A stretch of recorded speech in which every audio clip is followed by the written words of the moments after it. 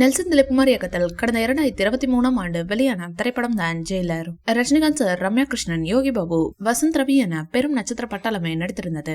படம் மிகப்பெரிய வெற்றி பெற்று உலகம் முழுவதும் 800 கோடி ரூபாய் வரை வசூலித்தது. இந்த சூழலில் படத்தின் 2வது பாகம் உருவாகி வருகிறது. படத்தின் ஷூட்டிங் அட்டப்பாடியில் மும்முரமாக நடந்து வரும் சூழலில் வீடியோ ஒன்று சமூக வலைதளங்களில் ட்ரெண்டாகி இருக்கிறது. ஜெயிலர் 2 பாகம் பொங்கல் தினத்தில் வெளியாகும் என தகவல் வெளியாகியுள்ளது.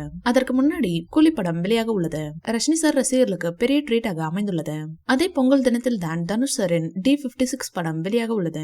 மாரி செல்வராஜ் இயக்கத்தில் தனுஷ் நடிப்பில் பெரிய பட்ஜெட் படமாக உருவாக உள்ளது. இந்த படத்தின் படப்பிடிப்பு நடைபெற்று வருகிறது. பொங்கல் தினத்தை குறிவைத்து காத்திருக்கின்றனர் ரஜினி சார் மற்றும் தனுஷ் அவர்கள்.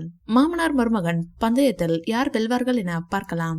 இதை பற்றி தனுஷ் சாரிடம் கேள்வி எழுப்பிய பத்திரிகையாளர், ரஜினி சார் ஒதுங்கி போறது அவருக்கு நல்லது என தனுஷ் பதிலடி கொடுத்துள்ளார். யார் வந்தாலும் என்னோட படம் நல்லா ஓடும் என பதிலளித்துள்ளார் தனுஷ். பேட்டனுக்கு பிறகு கூலி படத்தில் நடித்து முடித்திருக்கும் ரஜினிகாந்த் சார் இப்போ ஜெயிலர் 2வில் நடிக்க ஆரம்பித்திருக்கிறார். இதில் அவருடன் ரம்யா கிருஷ்ணன், யோகி பாபு என முதல் பாகத்தில் நடித்தவர்களும் கமிட் ஆகி இருக்கிறார்கள். சமீபத்தில் கூட ரம்யா கிருஷ்ணன் ஜெயிலர் 2 ஷூட்டிங்கின் முதல் நாளில் கலந்து கொண்டதாக புகைப்படம் வெளியிட்டு தெரிவித்திருந்தார். இந்நிலையில் புதிய வீடியோ ஒன்று வெளியாகி இருக்கிறது. அதன்படி ஷூட்டிங் நடந்து வரும் அட்டப்பாடியில் ரஜினிகாந்த் சார் தங்கியிருக்கும் ஹோட்டலுக்கு வெளியே அவரது ரசிகர்கள் கூடிவிட்டனர். அதை அறிந்த ரஜினிகாந்த் சார் ஹோட்டலுக்குள் செல்லும் போது காரில் இருந்து இறங்கி ரசிகர்களை பார்த்து மகிழ்ச்சியுடன் கைகளை அசைத்துவிட்டு சென்றார். அதை பார்த்த ரசிகர்கள் உற்சாகத்தில் தலைவா தலைவா என்று கூக்குரலிட்டனர். இந்த வீடியோ பிடிச்சிருந்தா லைக் பண்ணுங்க, ஷேர் பண்ணுங்க.